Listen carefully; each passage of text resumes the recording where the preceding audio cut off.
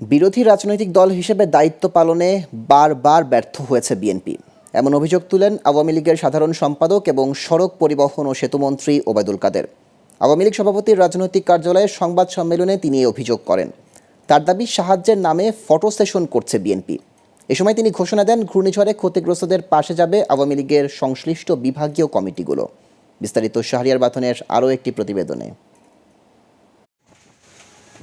উপকূলীয় অঞ্চলে ব্যাপক তাণ্ডব চালিয়েছে ঘূর্ণিঝড় রিমাল। বাঁধ ভেঙে লোকালয়ে ঢুকছে জোয়ারের পানি। উপকূলের বিভিন্ন জেলায় এখন পর্যন্ত 9 জনের মৃত্যুর খবর পাওয়া গেছে।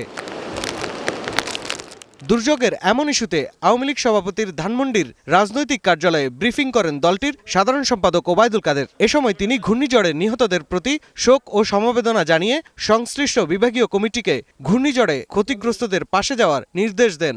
আওয়ামী লীগের নেতা কর্মীদের ক্ষতিগ্রস্ত এলাকা, ঘূর্ণিঝড় জলোচ্ছ্বাস কবলিত মানুষের পাশে দাঁড়ানোর জন্য নির্দেশনা প্রদান করছে। বিএনপি কোনো দুর্যোগে মানুষের পাশে দাঁড়ায় না অভিযোগ করে আওয়ামী লীগ সাধারণ সম্পাদক বলেন, তাদের কাজই হচ্ছে ফটো সেশন করা। রাজনৈতিক দলের দায়িত্ব পালনে তারা বারে বারে ব্যর্থ হয়েছে। বিএনপি দুর্যোগে তারা মানবিক কোনো আবেদন নেই, তারা মানুষের পাশে দাঁড়ায় না।